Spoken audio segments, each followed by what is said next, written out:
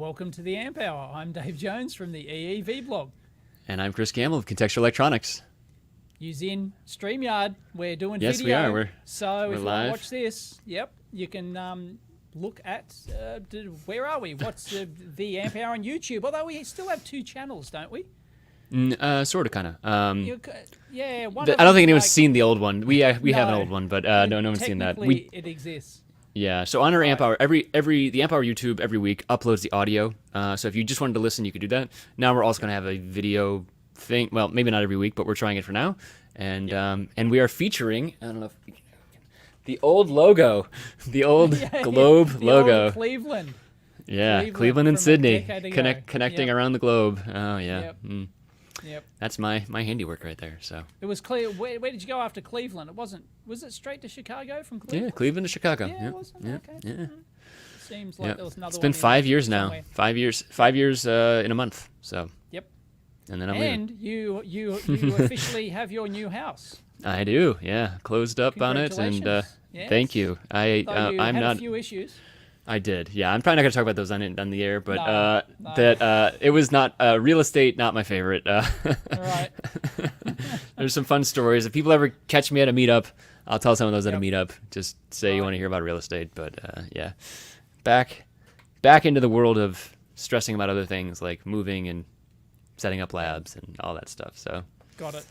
yeah, All sorts of the crap which we have on our list this week. we do have a lot of stuff. I got more than this even. What would you like to start with though, Dave? RIP NTSC. Rip. Oh, it's dead. And that's right. Yes, I was like, it's how do you dead. rip It's into? finally I dead. was thinking you were like talking about like how you used to like rip YouTube or DVDs or rip audio things, Right. and yeah, Yep. Yeah. Nope. it's gone. It's gone. Rest it's in dead, peace. dead. Yeah. NTSC. It's Surely like you have some Power stories Hands about Play. NTSC, right? I mean, you must have worked with it at some point, huh? Yep. Never twice the same color. That's what it stands for. I've never heard that before.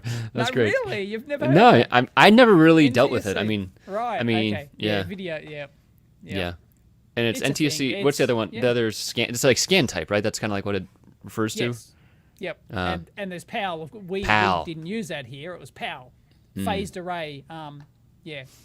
Oh God, what does interesting. the L stand for? PAL. Lines. Oh, phased array line or something. God. Now that's embarrassing. See, now we have to All look right. it up. We have to look it up on. You're actually people are going to see all of our stuff. I could switch over to Dave searching for stuff now. Just Oh, furiously phase search. alternate line. Of course. Phase alternate line. Phased array is what Jeez. we're going to talk about later with Starlink. Right, So yes. Yeah. it was on your brain. It was on your brain. Yep, Yeah. it was. There you go. It's because it's been like 8 years or something. I've done a video when they switched off the PAL system here. Like I was there live watching the TV, watching the telly, You watching saw the it idiot boxes go down to as it went to a dot and then to static, Nice. which was great. That's great. Yeah. Yep. Yeah. So this is a Hackaday article. We'll link it, obviously. Yeah. The thing about video and like really just like CRTs and all the scanning types and stuff like that, it always seemed so magical to me, and I actually really Yeah. appreciated it. Someone sat down with me once and just was like, "Well, no, it's just like a high frequency amplifier. They're just amplifying signals and just going across the screen and stuff like that." And I can't say I still understand There's it. lots you know? of trickery, especially when you Yeah. started doing color and stuff Yeah, like that. right, It was right. relatively easy when they had just grayscale, black and white, right? Mm-hmm. yeah. But then they had to introduce color while keeping backward compatibility, and it's Yeah. just absolutely incredible how they did that. And that's how, Yeah. the different PAL and NTSC differ in the way they implement those sort of things, and how NTSC technically has shittier color and does it really? all that sort of yep. Okay. Hence the joke, NTSC. Got it. Yeah, never the same color. Twice Yeah. the same color. Yeah, yeah, it just yeah. implements color differently. Okay. So, and they're complex. What determined like where PAL was or NTSC? That was just like was that just like It's how a region power is different thing. and different? Okay. Yeah. Yeah, yep. It's just a regional standard. PAL came from Europe, I believe, and we picked that up here because we're a colony. we're a British colony, so That's yep. right. We were just talking about that before the show. I've been watching The Crown, and they just got to the Yes, part where they're yes. going to Australia. It's great. Oh man, I love that show. Really, Chris is a monarchist. There you go. I wouldn't say that, but I am a Right. fan of historical fiction of various types and very large Netflix budgets. So if that makes me a monarchist, I'd say the monarchy in this case is Netflix. Right. Okay. Yes. Yep. Yeah. I have to admit though, oh gee, I feel completely dirty. I've given my money to the mouse. I give my really? money to Oh, the mouse. Disney Plus, huh? I've got Disney Plus Yeah. because the kids are so into Star Wars and Marvel Yeah, I mean- stuff. I had no choice but to get bloody Disney Plus, and I've got to admit, geez, they got a lot of shit on there, They like do, as in yeah. good shit. Yeah, one of my coworkers at a former job, he used to always talk. I probably mentioned this on the show at some point, but John, one of my former coworkers, love the guy, but every year he would be like, he's like, Chris, I got some bad news. I'm like, John, what's going on? He's like, I'm taking the family on a vacation. I'm like, oh, that doesn't sound so bad. He's like, no, I gotta go feed the mouse. Right? Yeah. Yep. Oh man. Bloody, yeah, Disney. I still figured that this is what's finally going to get Dave back to the States again. Is he's going to bring his family to go feed the Right. mouse in Ah, Orlando, right, Florida. well, you've gotta go Close to enough. Disneyland. I'll Yep, drive yep, down, yep, hang out. yep, Yeah. While I'll melt in the Florida I know. sun. Yeah. Yeah, it might happen. Yeah, great. yeah, Disneyland. I've been to Disneyland. It's great. You know, yeah, I'd love to take the kids, but you know, Yeah, well. yeah, It's only a. locked down at It's the only. moment. We I ain't was gonna say it's going only a nowhere. little ways away. Yeah. Yeah, you guys are. Yeah. So. Yeah. Well, we always said that we'll wait until they're old enough to actually remember it. So Huxley at the moment's 6, so probably another couple of years. So it might time up well with when the world reopens. You know. Yeah, that's good. So, Cool. yeah. All right. Here we go. Amp Hour meetup at the Magic Kingdom. Right. Oh man, I don't think we Oh, could afford it. boy. Yeah, they'd be like, oh, well, I guess it would fit in. There's always like the parades with all like the blinking lights and stuff like that, and then Yep, you go to yep. nerd meetups and there's all the Yep. blinking lights, and they'd be like, oh, that just must be part of the show, you know? I miss meetups. So boy. I actually just came from a meetup. I'm winding down my M Hub membership because I'm leaving town, and I Yes, got to catch right. their barbecue. And I had a couple conversations. I was meeting with real people in the real world. Oh, what? Yeah. Boy, No- boy, do I miss novel, that. novel. Yeah, very novel, very, some of it I don't miss. I had Mm. some conversations about investment, and I was like, oh, okay. I mean, yeah, it was, right, they were yeah. fine, but like, I kind of like what I expected meetups, right? Yeah, But yeah, of course. mostly it was a bunch of nerds, and I love meeting nerds, and I hope to meet more nerds in North Carolina and do something down there when I'm down there. Excellent.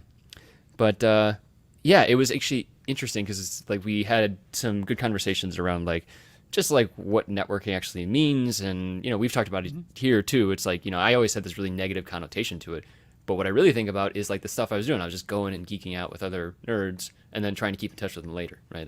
Yep, So I of always course. try and encourage the introverted among us to at least go bring a Go project, to meetups. Yep. go to meetups. Yeah, that's all. And then keep in touch. I had to convince quite a few people to go to the meetups that I used to run. Grand total of 2 of them or whatever. Well, it was. But, two's more than 0. Yeah, exactly. Yeah. And everyone was glad. Like they thanked me afterwards. They said, "Oh, there were some people who were like, oh, I don't know about these. I don't like meeting people." I said, "Look, just trying to convince them to turn up," and they turned up and they had a great time. And they thanked me. So So, I convinced Dave, Yep, and it's Dave cool. convinced them, and so pretty much I'm, convincing everyone. Not really. it is the type of people though. I mean, it's totally. it's fellow nerds. Like I've been to quite a few of the official YouTube meetups, right? Yep. Back when they were a thing, and I just you'd think I'd have something in common with them, but I don't really. Yeah. Like Right. it's not. I enjoy chatting to people and stuff, but it just isn't the same. Yeah, just it's not the isn't same energy, type right? I of mean, it's like, no. No, it's I don't think if you and I were like hopping on the horn and talking for the past 11 years about yeah. YouTube, it's like that would just kind of Yeah, would run out no, of steam, it'd like. suck, But Yeah. but I think when you're really into something, and you can talk about it and geek out, and if there's someone brings a project, oh man, Yep. I actually forgot to bring a board. I meant to bring a board, but I'm out of practice. So Okay. Right. yeah, Oh well. in the future, yep. Okay. So, well, what? I guess I'll ask, what are you building these days? Anything?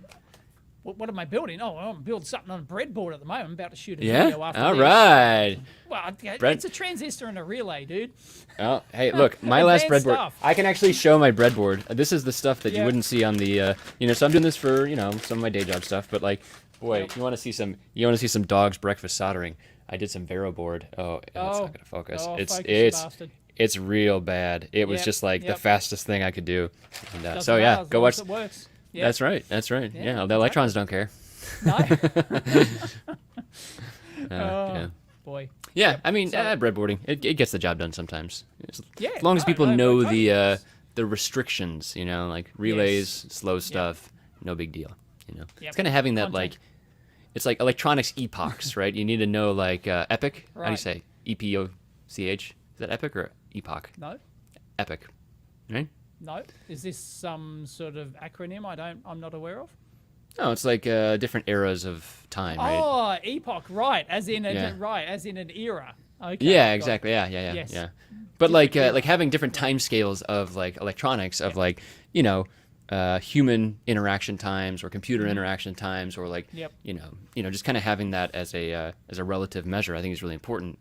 When I was getting started in electronics, I remember thinking oh, everything's super super fast, but then you go and interact with AC power, and you're not going to switch it that fast because you don't need to, or it's really expensive to do that sort of thing. Versus maybe sensor feedback, you might need 30 hertz, but you don't need to try and push it to 3,000 hertz because you probably don't need that level of fidelity. Just kind of like that as a general knowledge of that sort of thing. So. And if you're in the I posted a photo of my relay on the breadboard on Twitter, and everyone just assumed, because it was a big hunk, and it's a fairly decent little chunky 10 amp, 240 volt relay. Everyone thought I was going to be putting mains through it. It's no. Everyone just, you can't put mains on breadboard. Can't do it. Can't be done. And, you can do it once. Yes, you can. No, you actually can. Mains, you could technically, it actually can be done. There's the next video after that, Dave. You just start melting some breadboards. I just ramp up the voltage until we get arc over on a breadboard. That's what people love. Actually, that's probably a quick second channel video. I might do that. I might just there you go. How far can you ramp up a breadboard between sockets? Yeah, cool. Done. Cool. All right. That's great. Yep. You didn't ask why am I putting a why are you putting a transistor and a relay on a board? Transistor, what are you switching? Because I didn't have a time to do this. It was follow on from my previous tutorial video on inductors. I covered capacitors, inductors, and what was the damn video? It was I don't know. I've been missing videos lately. I really miss the email subscription on YouTube. I really miss a lot of stuff these days. The algorithm's not sending me videos. Nope. DC circuit transient fundamentals, of course. Of course. Transient fundamentals. Geez, it just wouldn't come. Are you doing kickbacks and stuff like that for relays? Yes. Flyback, freewheeling diodes on relays. So I'm going to show the measurement. Because the video was already 39 minutes long. So I was going to put a demo at the end of it, but I went, no, that's too long. So I'll save that for a separate one. So I'll show, cool. How transients happen on relays in inductive kickbacks. I'm pretty sure that I've been messing with a switching circuit that was powering a Raspberry Pi CM4, and CM4 went kaput. And I'm pretty sure it was because of the switching circuit in front of it. I think it had I was already pretty close to the voltage limit on the CM4, and then I think a little bit of spikies. I think I probably put it over the edge. Or it's an external one you're using? This is an external, an external power switching circuit Got it. that then goes in, because the Pi CM4 takes a 5 volt, and then that bucks it down to 3.3. Right. But it don't buck no more. It's it's bucking dead. Brilliant. Yeah. Yep. All right. Cool. So that's what I'm doing. You know what's what? Yes. I'm gonna say, what will resist high voltages is a plastic microcontroller, Dave. Plastic microcontroller. The plastic arm is an ultra minimalist Cortex M0 base sock with 128 bytes of RAM and 456 bytes of ROM. They did so ARM did a printed circuit basically. They did a full ARM Cortex M0 inside of that. Okay, I thought you were going to talk about the chip printer thing, which is another link we had this week. Yeah, I didn't see that one. There's a chip printer. There's a trolling chip printer is back. Someone's trolling us. Yes. And, yeah. Okay. Now Plastic this arm is right. so this is actually plastic transistors. Which is something that you can go and read research papers. You can do this for a while. of course. Basically, it's Yeah. polymer-based transistors, but they actually put it together, enough of them together, to make a Cortex M0 Plus, M0, just an M0, with an like a M0, bunch of stuff stripped out, and they're calling it the plastic arm, which is that's super cool. I don't think they're talking about this being like the future of IoT and all that stuff, and I'm sure there will be some niche applications for this sort of thing. But what I think about is just the amount of optimization you need to do. Like that is very, they just like the scale differences of where things are going these days. You get like a Cortex A, whatever, that's just like super powerful. You don't care, you care about memory, but do you really care about memory? It's running Linux. It's, it's got all this functionality.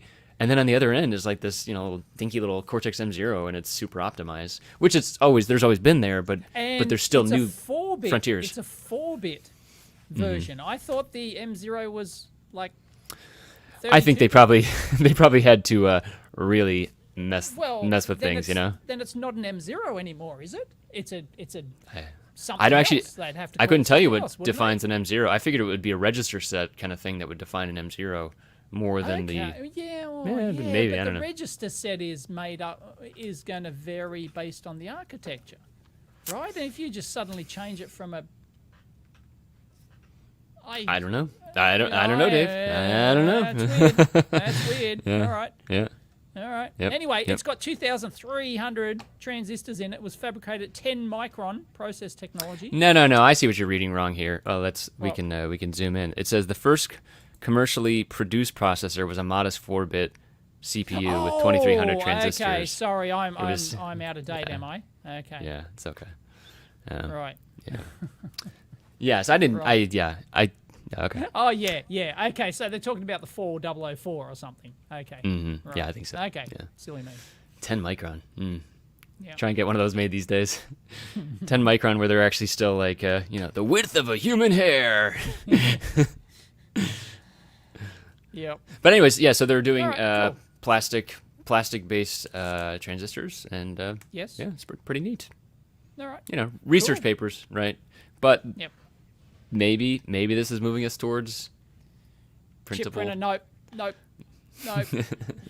Nope. Sorry. So whoever was trolling us on about the chip printer thing, no. I'm still going to stand by it. 20 years time.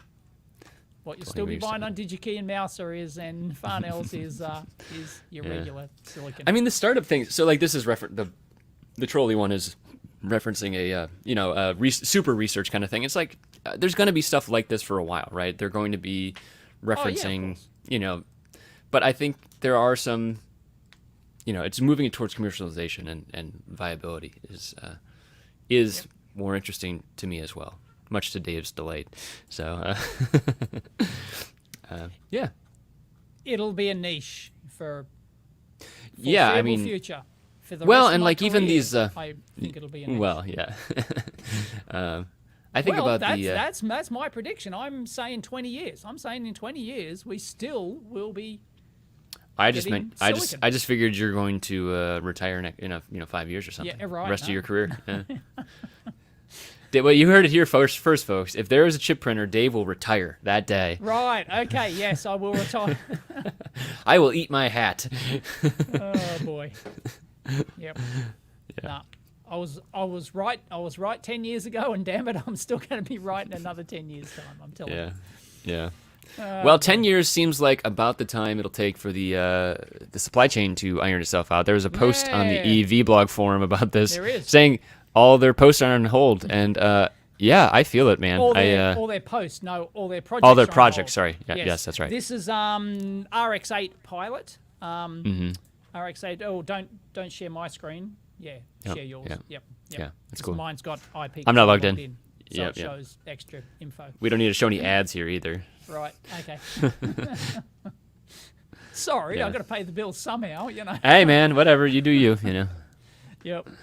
Yeah. Says It's the tough, though. ML I mean, who takes advertising. That's right. Yeah. Yes. Anyway, RX8 Pilot says, we will quote, "I love electronics and I do it for fun and for a living. The sad part is that current state of the supply chain is so draining that I am dreading any electronics work. of the 3 major professional projects I've been working on for over a year, all are on indefinite hold. He first tried part substitutions, but then altering the design based on parts. But at some point, he was just figured he was just chasing his tail with zero guarantee of production quantities. So it kills the bottom line and destroys his interest. How many small businesses are turning into dust with these problems? Anyone looking for a career change right now? So he's like, that's it. He's really, You know, that is a good point. I mean, like, you know, I think some of it is like, you know, I've had thoughts about this of just, you know, it is a good time to be working on firmware versus hardware, right? Just because you can always keep improving firmware, right? There's always more to do. But like, what's it going to run on? What is your? It's a good question. What is your Dev boards or right? Yeah. Because micros are the things that have been hit. You know, one of the things that's been hit the most. I don't think there's anything that's been harder hit than micros, is there? I don't know about harder, but I think I think there's just I was just talking to someone at the meetup about this, and they said like when it once, you know, the stuff that you thought was out of stock, that came back, and then just something else disappears. And right, okay. one of the people I talked to said that they were paying like 30 cents for a part, and they just had to get through their production run, and they were paying $28 for that same part. $28 for the same part. $28. I mean, it's just like, and wow. Okay. I mean, like, well, if you have to, it's better. But like, what's the cost of not doing it, right? Well, that's right. And I was discussing this on another thread on the EV blog forum. Pretty sure it wasn't this one. And I've actually got, that's going to be a video. I was going to work on it yesterday, but things happened. And I've got a list in front of me. It's one of my rare things where I've got a list of different, I'm going to show different strategies for actually designing things and modifying your products to avoid part shortages and things like that. Right, so right. yeah, right. and some of them are full that, redesigns, right? That sucks, right? Yeah, that is. Some are, but So what I was discussing with somebody on the forum. Sorry, I forget who it is, but they were. I suggested possibly that a mod board or something like that with a different type of chip. And or even shipping a replacing the part, replacing the part with a smaller spec version. So it was a micro, and it had 2 gig of memory. It was so a really high end micro. Yeah. And I said, but he said you can get the 1 gig version. And I said, well, why do if you can modify your software so it just squeezes into 1 gig, so it fits, so you can ship something and then put it on a daughter board. So then later you can actually send for free to your customers an upgrade board with the 2 gig part on it, and then it's all good. And he said, no, that's possible, but it's likely cheaper to just go to the grey market and pay 10 times the price for the 2 gig chip than it is to design the daughter board. Right, like what is the cost of an upgrade? What is the cost of a customer reinstalling something? What is the cost of a failure? Right, all of these things are. Yeah, exactly. What is so in the case of going from 2 gigs of flash or 2 gigs of RAM? 2 gigs of, I assume that's flash. Okay, so in that case specifically, going from 2 gigs of flash to 1 gig of flash, right? That's significant, but that might actually prevent you from not being able to store an additional firmware image in there for like a firmware upgrade. So you might lose firmware upgrade. There's not much that would make me get rid of that, right? I mean, like that's crazy. No, that's right. That kills your product functionality. Yeah. Yeah. Right. But there's all these things that may not work for someone else, but that might be the solution for someone else's project. So yeah, I think you definitely got to be creative in this scenario. You got to really. Oof, it sucks. It really sucks. Yeah, I've got listed like 7 different things you can do to it's much more flexible, of course, if you're at the design stage than if you're if your product's already made and it's already shipping, or you've got 1,000 of them in stock and you've got to or you've got 1,000 blank boards or whatever, and you've got to ship them. And that sucks. Yeah, it just sucks. Yeah. Yep. So, anyways, we agree with RX-8 Pilot. This is it. It is not fun right now, and it's tough to tell someone to like get into electronics. Like maybe if you could get a dev board and get some sensors. Like maybe make things more modular. Oh, Dave's got a visitor in his background here. Yeah. Shipping person is here. Yeah. You won't see them. See, people think Dave's this gruff engineer. He's just this friendly neighborhood employer, That's right? That's it. Yeah. There goes your rep, Dave. Ha ha. Yeah. Yep. I've expanded. I've officially got my storage unit. Oh yeah, I've been seeing photos of that. That's exciting. So how much crap do you have in there? I've got some at the moment. Have you seen my infinite ring of power? I saw the thing on the floor ring. that was like batteries or something. No, they're actually double adapters. They're mains double adapters. Oh, got it. Okay, yeah. Yep, and I've got like 330 of them or something. And Wow. put them into an infinite ring. So Why do you have that many? Do you have that many PowerPoints that you could, or is this just you collecting over time? No, I actually saved them from the dumpster. They were in the dumpster. Saved them from the dumpster. I think he failed to put them out of their misery. That's what he's really saying here, folks. I'm going to do a video on it because I want to know: can you actually power something through 330 double Like, what's the drop? Like, Yeah, what's right. the drop? Like, I want. Yeah, that's a good point, actually. Yeah. I need to know how many power boards can you string together? I'm going to find out. Yeah. So it's great. Anyway, so that's can be the name of this episode: the infinite power ring. Infinite power. The Ring of Fire. Yes, it would be the Ring of Fire. Anyway. And it can be the profile photo for this. Yeah. It can be the thumbnail. Yep, got it. There you go. All right, cool. Mm-hmm. All right, what else we got? Come on. What else is on this list that I liked? The Luna. Yeah, so this is a new project that's out there. This is made by former guest of the show, Great Scott Gadgets. Michael Osman from Great Scott Gadgets has been on the show, and some of the other employees have been there too. This is pretty cool. This is still fundraising. I've heard about this for a while, and it's basically like a USB analyzer using the open source toolchain on a Lattice. I think it's an ECP5. I guess I could show everyone this. It's LFE 5U12F, whatever the heck that is. That's the. I don't know which one that is. I figured that might be the ECP5. Anyways, it uses the open toolchain, which we've talked about a ton on the show before. And so if you're looking to get into FPGAs, this would be a good fit. This $99 board, so reasonable, not cheap, not super expensive. But the real thing is, if you're doing, I've always been like kind of afraid to dig into like to do a super custom USB. I kind of just always hook up D+, D-, and just cross my fingers and hope for the best, right? Because if something doesn't enumerate, or if it doesn't, you just end up using serial. You just end up going exactly an RS-232 USB to serial, an FT-232 chip or something. Yeah, exactly. It's just totally familiar. You can look at the packets on a scope. It's right, just like Yeah, and so when something goes wrong in that case. Right. Easier to...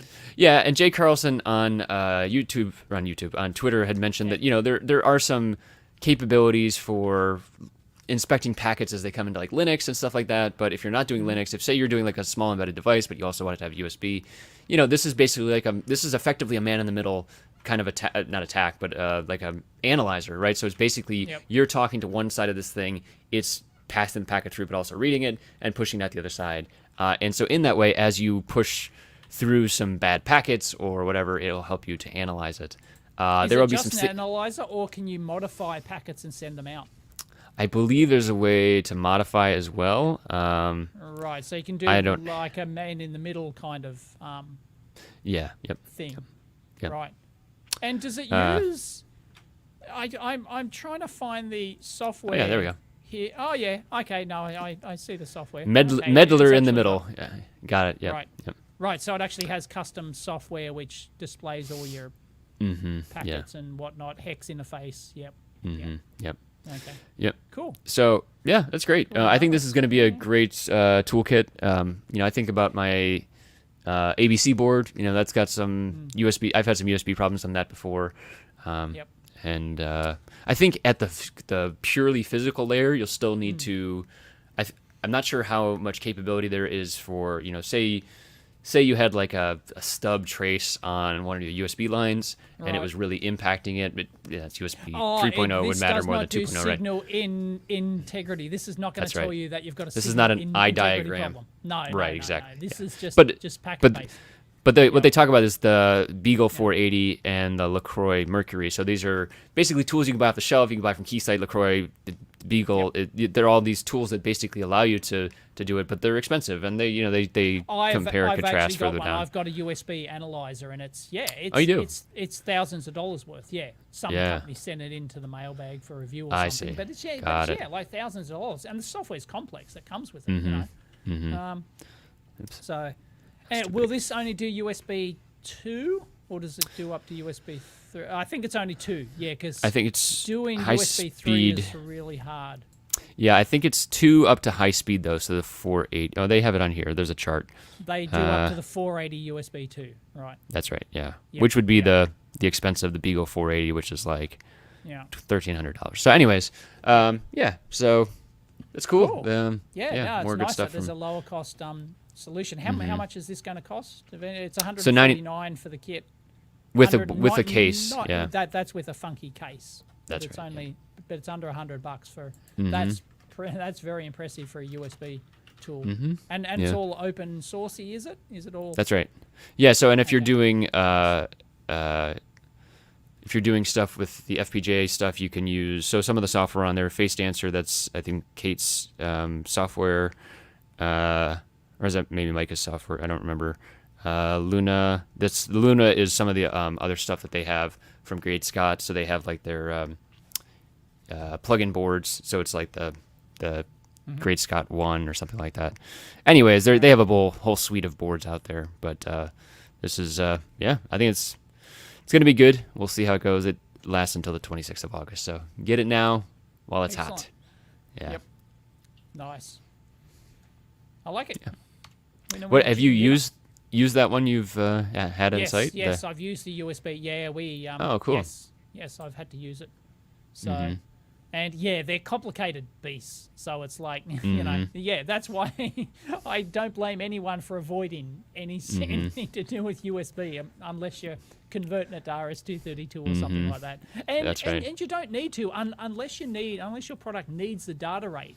You're actually better off just using an FT232 chip and converting it to serial. Seriously, like it'll just make your life much easier. Unless I guess you do USB all the time and then it's just bread and butter stuff for you and it's so easy for you. But I would not recommend the average person if they just need to transfer like a bit of serial, a bit of serial console type data or something like that from their product via the USB. Then RS-232 is just easier. And then on the other end, you can use a terminal, and then the customer can just use a terminal program. They don't have to, have any sort of custom software. That's right. Yep. Because once you're using USB, like actual USB protocol, then you have to have custom software. There's no generic USB software that I'm aware of that you can't just extract, a text string out of it or something. It's just, it just isn't something that you can do.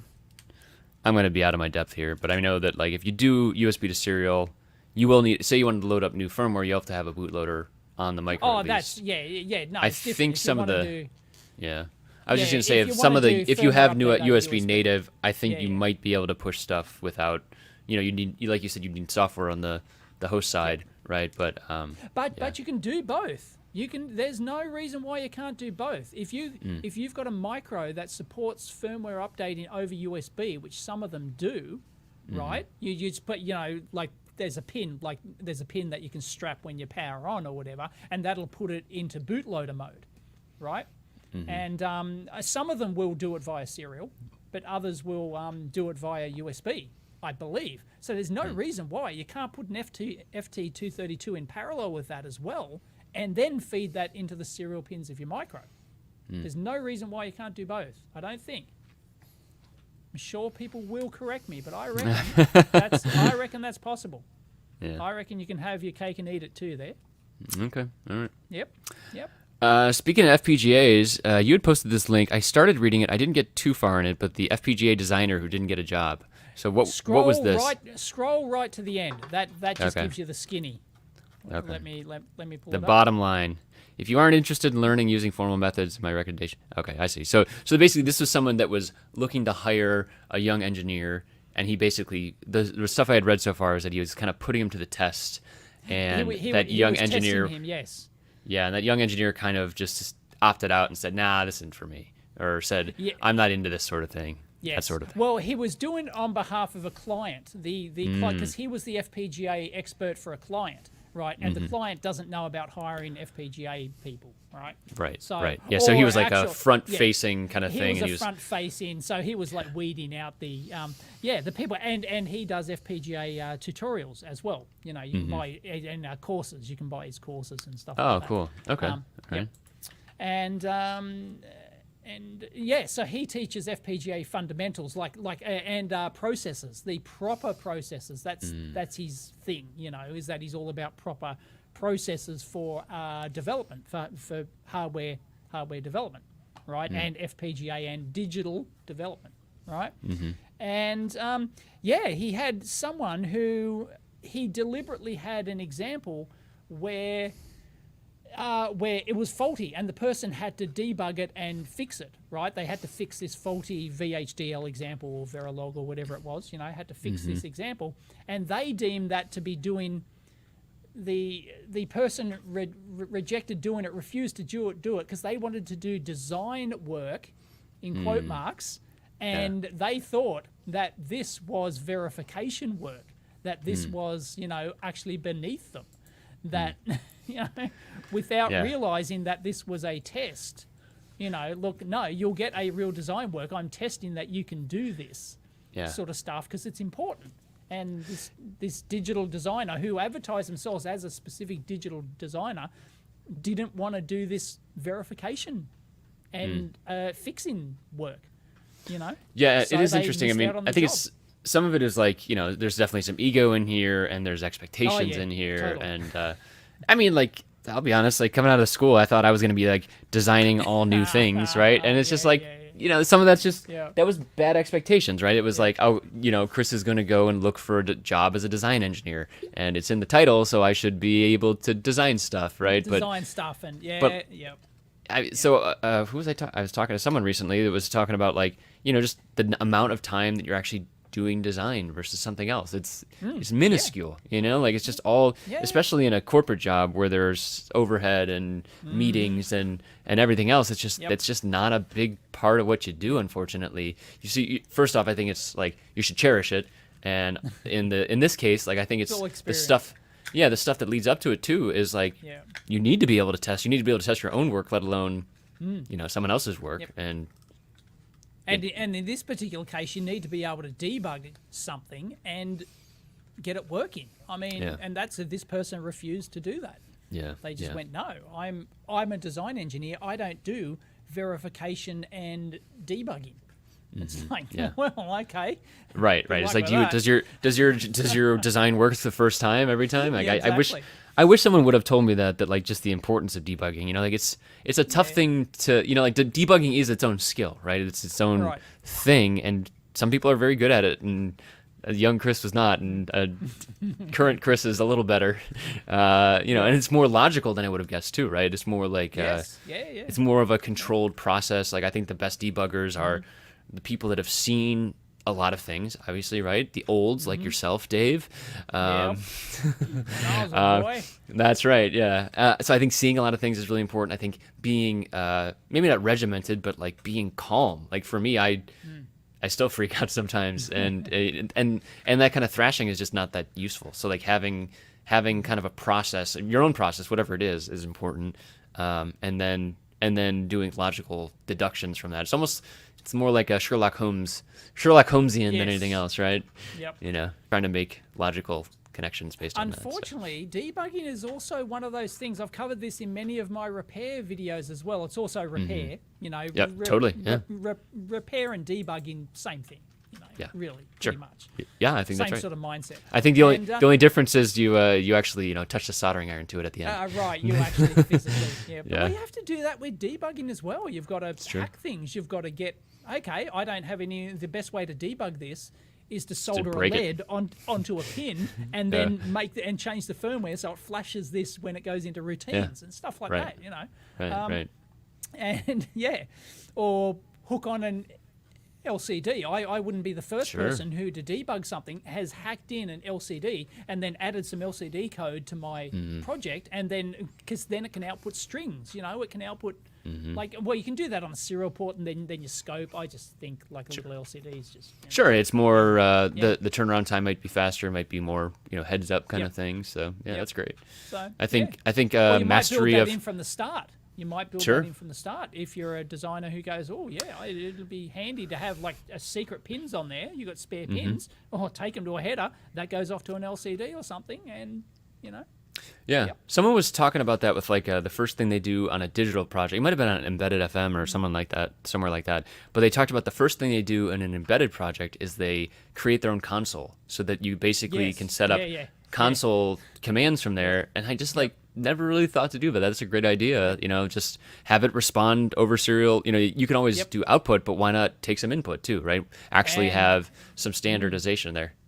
Although when I was a boy, you often didn't have the luxury of that because you're designing for a low memory footprint micro, like a PIC 16F84. It might have 1 or 2K of memory, and just including the sprintf function so that you can output a serial string that uses 1K of memory just for the sprintf function. I was gonna say we're past those days, but then I was like, we talked about plastic controllers at the beginning, so like those people, the people that are debugging that, they're screwed, So you can't do it, and you'll learn the hard way. Geez, these routines that do these trivial things take up a lot of space.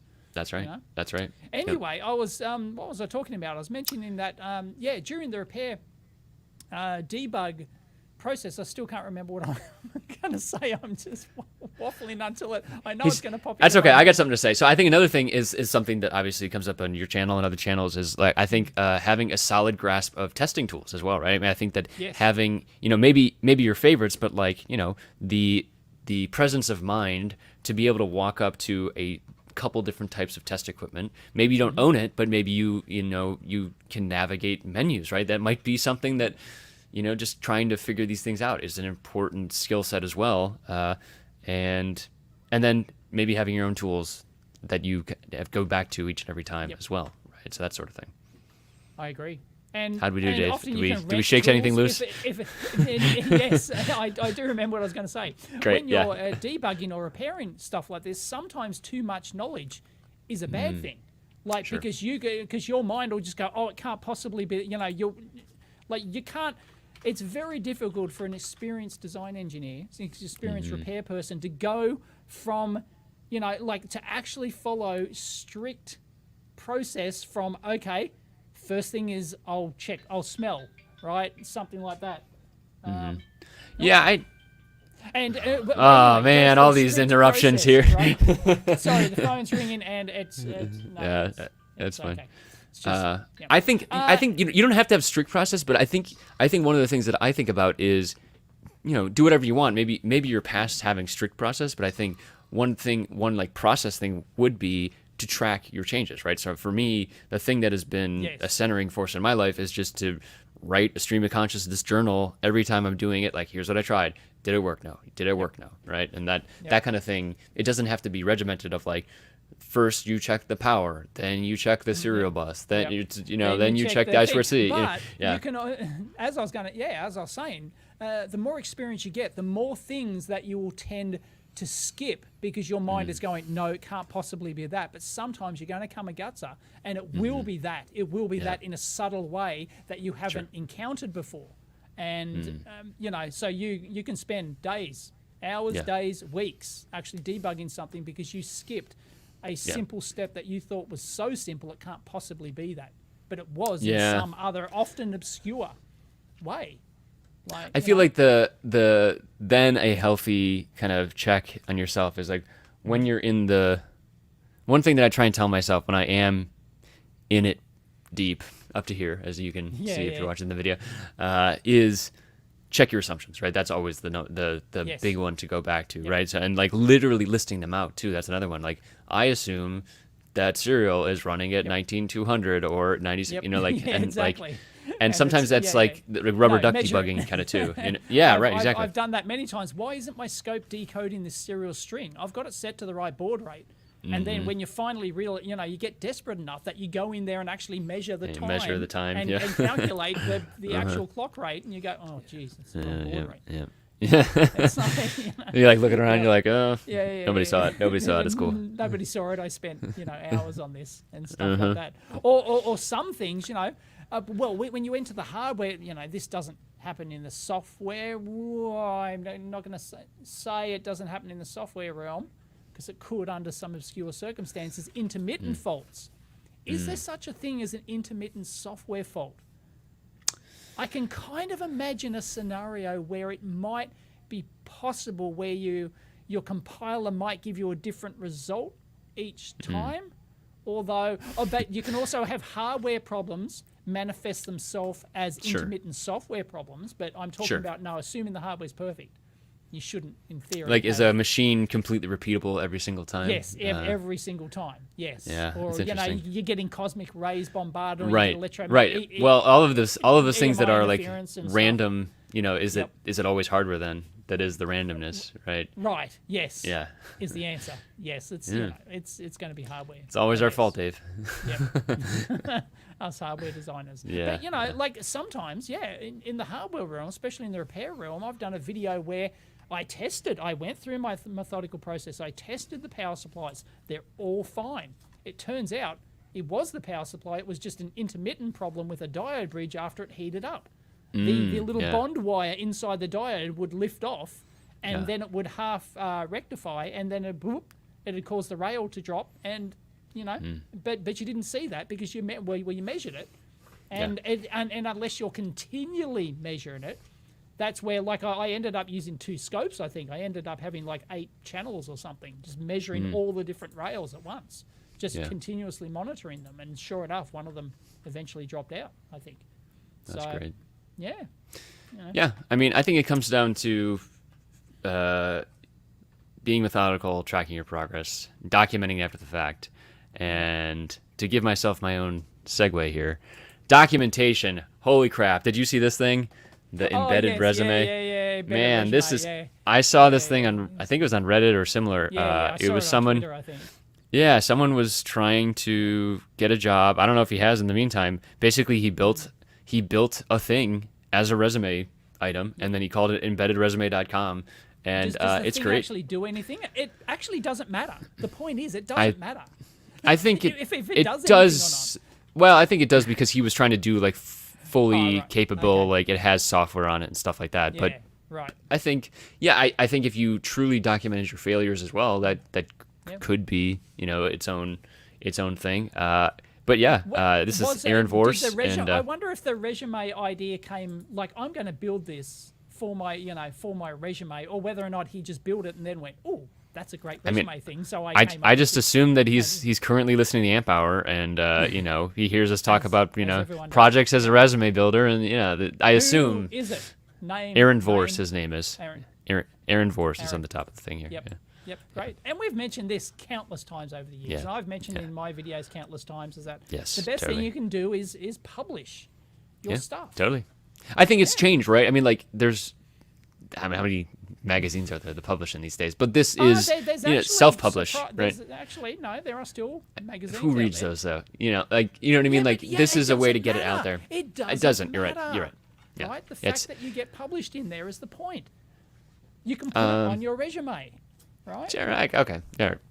I think we're going to agree to disagree. I think I think that this has as much value as anything. You know what I mean? Like, I think that this is a more in-depth thing, and but technically anyone can like publish anything on their own website, right? It can be garbage, right? Nobody knows you're a dog on the internet. Is that the exactly. the joke you're hearing here? Yeah, but if you get it published in one of the respected trade magazines, then you're vetted. It's vetted by your peers, right? So guess so. I mean, guess so. It is, right? I mean, it is, but it's like vetted. It has been vetted, but I put my faith in myself, Dave, not some external entity. No, but I'm talking about appearances from what other experienced people in the industry. Oh, they'll go, oh, it's published. Like, anyone can whack something on their website. I mean, but it could be We're publishing about this right now. I'm just saying that like this has I know, greater but- reach than a Well, no, it does. magazine's it's not gonna about have. reach. It's about credibility also, right? Which is what I'm talking about. If okay. you've been published in one of the journals, that has, in my opinion, that has more credibility than just publishing on your own website. Or it can. It depends on the person, right? It depends on the person who's reading your resume, right? Sure. What do you think, Sorry, folks? but I know for a fact that I would be slightly more impressed if you went to the effort to get something published in a magazine than if you just put it on your website. I'm still going to be impressed that you put it on your website. Fantastic. You're still better than 99% of the other applicants, right? I would say this has a benefit of having more in-depth. You can go deeper here, right? You can have Of course you can. more depth I'm not saying of knowledge. I'm not saying that it's more in depth because it's published. I'm not saying. I'm just saying it has. So Dave's a bit into more gatekeepers. credibility. That's what he's saying. Gatekeepers are important, and once you get past them, they have. I think what Dave's really saying here Come on. is, I got published in magazines, and I want people to No. think magazines are it. I can't believe you're actually arguing this. That I'm not. I'm to specifically saying some people, magazines. potentially. What about like Hackaday or Hackster or equivalent? Oh, You're saying they'll publish anything, right? Well, they just they're just blogs that republish other blogs, right? They just like link to your blog and go, magazines are just hey, this is cool. things that publish what people send in to be published. Yes, but they actually test the projects and they I don't know. vet the articles. And So what everything. people can see here is I can't me believe making you're my. arguing this. I'm not into it.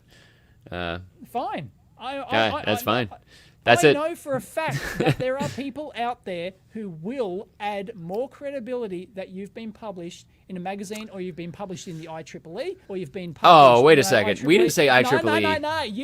You can't suddenly just raise the bar, dude. No. You were talking about like hobby. You've been Man, my arguing- voice is giving out. Yeah. No, If you've it's like an been arguing- IEEE journal, are you saying like a journal?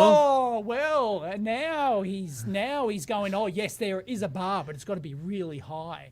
I'm It's just like, saying come that's on, different dude. than that's different than a magazine. No. That's- Come All on. right. Nah, bullshit. Right? So you admit that there are people out there who will think that getting published in IEEE is more credible. There are employers out there who will think that's more credible getting published in the IEEE than having it on your website. I will. You admit have that. to agree. You've just made that argument. So I don't therefore, have to I'm agree, also but I making do. That argument. Yeah. I'm making the argument that there are also people out there who will say the same thing for getting it published in a magazine as well. Okay. They will be more impressed. Now it's just a time for fact. my Sorry, truism dude. test. I know people. There are people out there who Okay. agree that the depth of a website are going to have more interest and I am one of in-depth them. I totally agree analysis with than a I magazine. totally agree with you. All right. That is not. It's a different argument. It's It a is, different but- argument. Of but course, the- you can publish more on your. But like you said, like website. there's people out there. Of course, there's people out there. There's people out there that think Yeah. everything. You know. So Yep. I'm talking about Anyways. credibility. Yeah. Anyway. yeah, credibility. Dude, I can't believe you even. In the end, I got you. In the end, you finally Yes. agreed that there was credibility, that there was an issue involving credibility. And I'm not saying that this guy's thing is not credible. I think it's fantastic that he's published on this, and yes, it would be infinitely better than if it was published in a magazine. There's much more greater information, like available for this thing, and it's fantastic. Yep. But he could also get it published in a magazine as well. He also could get it published in a magazine. That is correct. So you heard it here first, Aaron. Get this printed on Dead Tree No, or else. Actually, no. In this particular case, I don't see any value to getting it published in a magazine. It's just not a magazine project, really. Yeah. It's not. Got you it. know, it's yeah. Got it. Okie dokie. Well, Aaron, we love your project, and I'm interested in this as a I think we've talked about portfolios on here a lot before. I think this is interesting because it's a specific. It's got its own URL, so that's kind of interesting. Yeah. It's not just like aaronforrest.com, but yeah, right. That's it's. But Just have a I dedicated- think that's overall, kind of if the there's novel thing about this, like I've seen Yeah. stuff like this before, but it's on their website with dozens of other projects. You know, it's just yet another project. Whereas this is specifically like the standalone nature of it, marketed as an online resume. You know, that's right. So, and somewhere on this site, I forget where it is, but he actually talks about which companies he's targeting as well. So he's specifically sending it to like a SpaceX or a, I forget who else he had sent it to. But it was, you know, some big names. But it's Oh, okay. He's mentioned who he sent it to. And he's talked about the journey and stuff like that as well. And yeah. Oh, and he's also penalised it for production and Yeah. It's a complete turnkey thing. Like that's cool. It's from go to woe. It's very cool. Yeah, but so the novel aspect of this is really the marketing that it's I think so. Specifically, you know, which is great. Like, it's a great idea. I just got the idea. Could there be like a central resume, central website, electronicsresumes.com or something, where you publish your project, and it's like that is the place to publish, but you can just do it on your own website. I don't. Yeah, I mean, you could do it on like a Hackster or Hackaday.io as well, So, right? I mean, you could. Yeah. If you did this, let's just assume you set up a website like that, and everyone publishes their projects on there. This is what I can do, right? This is what I can do. Then that could be a central source potentially. If you're looking for people, you go to this one site and you look through. Okay, I need one with, you know, FPGA skills. So you look through the category of FPGAs. These are the projects, and I go, oh, I really like that project. I'm going to contact that person. You know, so do you pull the projects down though when they're not looking? I mean, I don't know. Anyway, it's possible that could be a thing, but I don't know. I feel like marketplace systems too, like they always kind of get not bastardized, but they get like you lower the value, right? So if you publish something like this by itself on your own, maybe even just on your own site, chrisgamble.com or alternate zone, whatever the old site you had, right? Like that's kind of a standalone thing. It like lives there. But if it's now like one project among 1,000 and they get like intrinsically compared, right? And so that's maybe a little bit less valuable, right? It's less valuable, yeah. Yeah. So I agree. Yep. Cool. Anyway, we like it. One thing I don't like, can I tell you something I don't like? Dave, what don't you like? Tell me. This gets the loser product of the year award. Okay, we're gonna switch to Dave's screen here. Oh, hang on. Are we? Okay. Yep. Yeah. All right. Oh yeah, this is great. This is no. This is no. It is not great. This is absolute bullshit. I hate this. It's a home. It's the Illume. Illume company. I don't know. ELLUME. Anyway, it's COVID-19 home test. Right, and it's a which little by itself fine, stick, right? Yeah, right. Yeah, no, fine, right. Home test, right, and it's a little plastic thing, gizmo thing. Of course, it's got an app, right, which actually connect, and of course they want all the permissions in the world, and they will report you to the government if you test positive. That's right. Yeah. And right, totally they'll geolocate you. Right, they'll geolocate you, and they'll come around and Right. Like the guys in ET will come in like bust in your home and put you in the tubes just like and the scene in just like the scene in ET. Which is, you know, they come around look like you're an alien and you've got... Right. How much of our audience hasn't seen E.T. at this point? E.T., I don't know. Anyway, maybe, because it's, you know, it's like, what, 30 years old or something? Yeah, oh yeah, E.T.'s at least. Like more, 35 or something. So, anyway. Oh, he's going to look it up. Anyway, right, the thing I hate about this is that it's single-use disposable. Yes. Right? So this is a $40 test. It's a $40 test. I don't care about the price, right? The fact that it's single use, it's a plastic thing. Yes, it has like a coin cell battery in it. It's got a what is it? It's got a Nordic Semiconductor NRF 52810 for those playing along at home. So it connects via the Bluetooth to your phone and everything. Yep.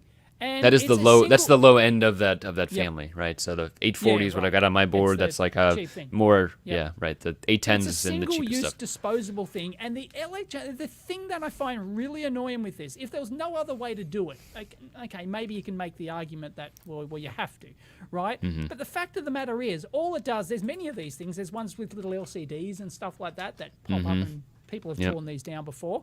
And Yeah, they're really Foon annoying. on Twitter did the pregnancy Yeah, test. We the- covered that. That's it, the pregnancy test one. Yeah, Yeah. we've covered that. And this is doing the same thing. There's a test strip inside there, right? People who Yeah. are watching the video version can see this. The test strip, and I presume all it does is like shines a lead through that to determine right. which color Yeah. it turns or whatever. I don't know the Yep. exact details, but yeah, you don't need the electronics. You could have just had the stick, which and with a paper sheet that said or instructions that just say if it turns If it's red, pink, you're it's positive. yeah, If it's you know, right, exactly. it's Yeah. totally redundant. So So the imagine question if- is, why do it, right? Why no, why do yeah, they do it's this? because marketing, because they can. I think right? marketing's one thing, and I think margin is the other. I think you can charge. yeah, So exactly. this It's board $40 probably for this costs $1, right? Yeah, Maybe. exactly. And so Maybe. like all the overhead. Yep. Whereas how much can you charge for a paper strip? Like $10? I don't know. Like Yeah, I don't know yeah, what exactly. it would be like. The margin's probably larger. Yeah, it's, Yeah, you that's can, right. you can you differentiate, like Dave said, like that would be the marketing side, and then the margin you can charge for $40, you might be making $30 a test. And then But you can harvest everyone's info too, because the app That too, wants right, every yeah. permission on the planet, right? right, So, yeah. exactly, yeah, Ugh. It's yeah, disgusting. connected Just devices, imagine huh? You're part of this evil world. Chris. I'm not part of this, man. This is I couldn't do this. Yeah, this but you're is- part of this Internet of Things. This isn't internet. I mean, this is a Well, phone. I Is the know, internet it's part, not- right? I it's- mean, like, I know, yes. yeah. I mean, there is possible you could Yep. do nasty stuff regardless, but it's on, you know, you could. Just the thing that pisses me off is that it's not required at all. The electronics is yeah. totally redundant, really. Yeah. And Yeah. imagine. And the we love embodied useless energy. electronics around here, right? We Yeah. love Finding silly novelty things, gadgets, right? right? Yeah, Yeah, exactly. But at least at least you can use them more than once. Generally. Yeah, You know, right. they're not disposable. I can understand like disposable things that have really important uses, like those weather balloon things. The weather balloon, which Oh, sure. I've Yep. published on my videos, and you can get like once again, you can get like a starter kit. I think I titled my video kits. My video is starter kits are falling from the sky. They're literally That's falling great. from the sky, like a starter Yeah. kit, and a microcontroller's arm controller kit lands in the backyard. Yep. But Yep. but there's absolutely no need for this. And imagine the embodied energy which goes into producing this, to producing the battery, the semiconductors, the PCBs, the plastics, and everything else. Every component on here has a massive supply chain. And all the embodied energy that goes into producing all these supply chains. Not to mention, this is why you can't get a 52810. God damn it. Yeah, exactly. 'Cause they're going into these bloody disposable single-use test Right. strips. Yeah, and piss off. Like, Yeah, that sucks. That absolutely sucks. I hate it. Yep, It's disgusting. Yep. I'm calling Yeah. it out. These actually should be banned. I interesting. believe they should be banned. I am as libertarian pro freedom as you get, but I think this is a disgusting product that should not I can't see a use case. I can't see, maybe because it automatically contacts the authorities, but then you got the whole authoritarian tracking Sure. issue involved in that. It's like, and I'm Yeah. against that as well. So Sure, it's like, sure. I'm against this product in virtually every way So possible. Dave's saying he doesn't want microchips injected into the COVID testing process. See what I did there? See what I did Yeah, there? I know. Yeah. Very good. Right, Very right. good. What if your phone has 5G? Oh my God. I was going to say the 5G reception is Oh, amazing. good though. lord. Good lord. Yeah. I NRF love a good- 5255. Oh God. Anyways, sorry. I Silly. love a good conspircy. Oh, imagine if the conspiracy theory, the people who, the government's tracking me. Imagine, they yeah. could really get hold of this. It's Yeah. it's absolutely. I think there's other people in the thread calling saying it should be banned and stuff like that. It's just disgusting from an environmental. Yeah, it's of not view. not my favorite, but I also But then again, I am pro-libertarian. Freedom to do whatever you want. So if you want to sell this to suckers, well, and kill the environment. we should get some e-waste people on here at some point. Yes. I think yes, about that would be good. I Yep. think about the stuff that I've built, like the prototypes that didn't work. Some of them Yep. are ending up in a landfill, right? And yeah, of course. I tell Countless myself that things. the things that I build, I try and build things that I believe in and that are going to help the world and that are hopefully have longevity. But that is a one-off, and it's leading towards a goal of producing a useful product, right? That's right. Yes. So I've got no, I got no problems with, doing 10 spins of a board and stuff like that. It's I know, but it's just a moral. It's a one-off thing. It's a moral dilemma that I have, right? I mean, it is something that's part of our industry. It's something that we gloss over a little bit. I collect a lot of e-waste. You save e-waste. Yep. Dave, you're the the savior of much e-waste, right? Right. I try and save as much as I can. There's your excuse. Exactly. Yep. Yeah. No. Did we talk about? I think last time we were on, did we talk about Lewis and speaking of less waste and less stuff, as you'd repair it? But did we talk last time about right to repair? Right to repair. Yeah, we talked about that a couple of times. But now that the WAS is on board. The WAS is on board, and Australia is a thing. Now, I've got videos on my second channel and also on my main channel. I saw that. Oh, that's right. You did the conference, right? Kyle with iFixit. That's right, yeah. I upload on my main channel a video with Kyle talking. He's great. I highly recommend watching that video. Kyle, iFixit talk about the right to repair and stuff like that. It's fantastic. I feel like, we actually had our first conference here in Australia, which we couldn't go to because we're locked down.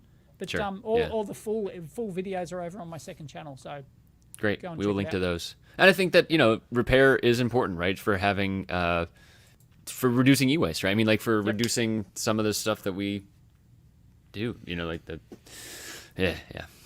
Yep. We should we'll hopefully cover that in the future here on the show. The interesting thing about is not just on board. The fact that he told the story about how for at least 10 years Apple was an open source company. Right? It was complete, like, you got the schematics for the Apple II. You got these schematics for the Apple I, the Apple II, right? All the service information, all the code listings, the ROM dumps, for the basic and everything else. It was completely open source and completely repairable. So that's, and there's no reason why a company can't take that stance and actually be successible. Come on. It's like, I was rubbing my fingers together. People couldn't see that, but I was saying money. But yeah. As if releasing a PDF schematic for your new Apple fruity iPhone or whatever is going to, help people copy it. It's not, right? They're gonna. There's already bloody Apple, iPhone clones in the, the Shenzhen market, right? So it's not going to help them in any way, really. It's just. No, it's just dumb. There's, companies are going to figure this out eventually, that this is a differentiator. And once a few start doing it, others will jump on board as well. Yeah, that'll be interesting. Yeah. Yep. Yeah, I got to watch. I started watching some of the Kyle at iFixit. I haven't watched the other ones yet, but you have a couple on there, right? You have a couple other... yeah, there. I edited. You did like a rebroadcast. And then there's the full transmit, and then there's the full panel. Or there's a full day panel discussion of four, and it's in 4 different parts. So it's like the full 6 hours or something worth of footage if you want to watch the whole thing. Great. Just like being there. So, yep. Yeah. Cool bananas. Just like being there, just like you all who are watching this for an hour and 7 minutes, it feels like you're in the room with Dave and I. Yep. Even though we're many, many miles apart. Your room, you still got that boring backdrop, dude. I do, yeah. Come on, at least I've got a Back to the Future poster. Come on. I mean. Yep. Oh, well. I will be, a couple more weeks. When do you move? A couple of more weeks, and you'll be in the new a couple more weeks. We'll see. How long will it take you to set up your lab? These are great questions, Dave. Great questions. I have the entire week blocked off. Does the lab come first, or does the recording studio come first? I'm going to take this. Okay, it's the lab. No, I'll let it. No, it's all right. Phone, if you can hear that. We can definitely hear it. Yeah, it's all right. Okay. Yep. I think lab first, just because I gotta get I was just telling someone about this. I just recommended the Zoom H1, which is the travel mic that both Dave and I use. That's a handheld mic. I just recommended it to a friend, and I was telling him how many episodes of the Amp Hour have been recorded with a shoe being used as the as the tripod for it. So, yep. So And a anywhere can be a lab if you want it to be, or any recording studio. and rather. a sock as well for the pop. That's filter right, as a pop on top, filter. That's right. Yeah. The bad old days. I don't miss traveling, Dave. I got to say. Oh, I can remember that. I was looking through some photos like a couple of months back, and I found a photo of the old when I used to record the amp hour at home. And Oh, the, yeah. and I had the gigantic couch pillows up to try and. That's right. Yeah, you created like a little Yep. igloo for the microphone. Igloo Yeah. for the microphone using a giant great. couch pillows. Oh boy, those were the days. Yes, they were. Cool. Well, good times are ahead of us, man. I am Excellent. excited for the future, especially because real estate's done now. So that's really exciting. Yes, excellent. All right, Now you, as I said, I sent you before. All you need now is the American flag and a shotgun. That's right. Get off my lawn. Lawn. Well, congratulations. Yeah, thanks. New, All right, new we'll talk. homeowner. We'll talk to you from the new dig soon. Catch you next Bye, time. everyone.